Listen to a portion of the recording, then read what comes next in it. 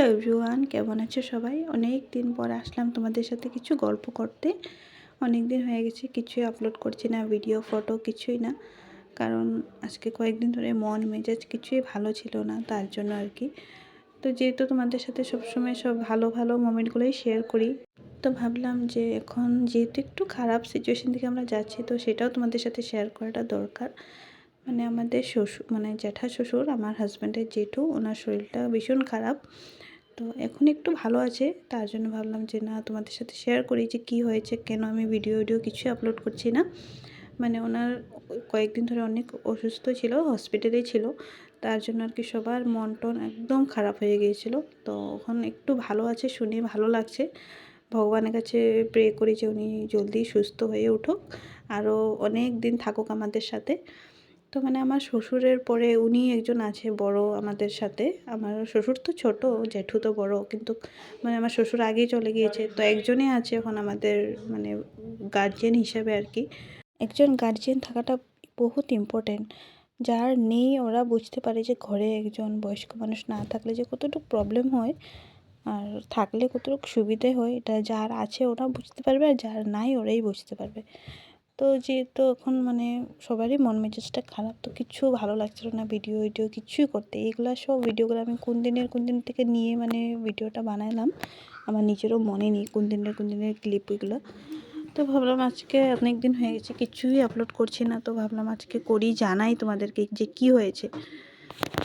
একটা কথা বলতে চাই আমি সবাইকে, যার যার মা বাপ আছে, প্লিজ তোমরা মা বাপ যতদিন আছে অতদিন মানে থাকা অবস্থাতে ভালো দিকে ব্যবহার করবে, ভালো দিকে মানে কেয়ার করবে। কারণ একবার যখন চলে যায় মা বাপ আর কখনো ফিরে আসে না।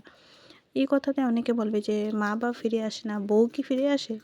না গো, বউ ফিরে আসে না, মা বাপও ফিরে আসে না, কেউই ফিরে আসে না। একবার যখন দুনিয়া থেকে কেউ চলে যায় আর কখনো ফিরে আসে না। তার জন্য যখন থাকে, থাকা অবস্থাতেই কেয়ার করতে হয়, ভালোবাসতে হয় সবাইকে। এটা না যে তুমি শুধু বউকে ভালোবাসবে, মা বাবাকে কেয়ার করবে না, যে মা বাবাকে কেয়ার করবে বউকে কেয়ার করবে না, এটা দুটোটাই উচিত নয়। তুমি মা বাপকেও দেখতে হবে, বউকেও দেখতে হবে। অনেকে আমি দেখেছি বিয়ের পর মা বাপকে একদম পাত্তা দেয় না, কেয়ার করে না। অনেকে তো এমনও আছে যে মা বাবা একটু বুড়ো হয়ে গেলে খেতে পর্যন্ত কষ্ট পায়, আমি অনেক দেখেছি এরকম। কিন্তু মা বাপের মনে কষ্ট দিয়ে কেউ কখনো সুখী থাকতে পারে না। আজকে মা বাপে কখনো মুখ দিয়ে অভিশাপ দিতে পারে না, কিন্তু অন্তরে যে একটা কষ্ট পায় না, এটার অভিশাপ বহুত বড়। মানে অনেক কষ্ট পেতে হয় এটা নিয়ে। তো প্লিজ তোমরা মা বাপকে যত পারো অত ভালো রাখার চেষ্টা করো। ভগবানে পৃথিবীতে আমাদের সাথে থাকতে পারবে না বলে মা বাবাকে বানিয়েছে। তো আমরা ওই ভগবানকে যদি কষ্ট দিই, তো আমরা সুখে থাকতে পারবো বলো? কখনো পারবো না। তো মানুষ দেখিয়ে ভগবান পূজা করে লাভ নেই। মানে সেটা বলছি না যে ভগবানকে পুজো করবে না, ভগবানকে পুজো মন থেকে মানুষে করে, দেখানোর জন্য নয়। তো তুমি এদিকে মানুষ দেখিয়ে পুজো করবে আর ঘরের মা বাপকে অবহেলা করবে, সেটার থেকে বড় পাপ আর কিছুই নেই জীবনে।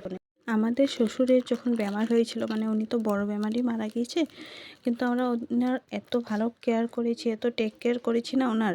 সবাই আমরা, আমার হাজব্যান্ড বলো, দেওয়ার বলো, শাশুড়ি বলো, আমি বলি, আমরা সবাই অনেক কেয়ার করেছি। উনি মনে এত শান্তি নিয়ে মারা গেছে না, তার জন্য আমরা একদম কষ্ট পাইনি। এটা যখন কেউ মারা যায় না, তখন তুমি বুঝতে পারবে যে ওনার আশীর্বাদ তোমরা পেয়েছো না অভিশাপ পেয়েছো। আজকে উনি যখন মারা গেছে 4টা দোষে পেয়েছিল, তো 4টে দোষে পাওয়াটা বহুত বড় কথা। এটা মানে যারা জানো ওরাই বুঝতে পারবে যে 4টা দোষে পেলে কত ক্ষতি হতে পারে। কিন্তু আমাদের কিছু ক্ষতি হয়নি, না বিজনেসে না শরীরের দিকে। আর আমাকে তো আমার শ্বশুর অনেক আশীর্বাদ দিয়েছে, এটা আমি জানি। মানে অনেক আশীর্বাদ দিয়েছে, তার জন্য আমি অনেক ভালো আছি আর জীবনে ভালো থাকবো। তো তোমরা সবাই ভালো থেকো।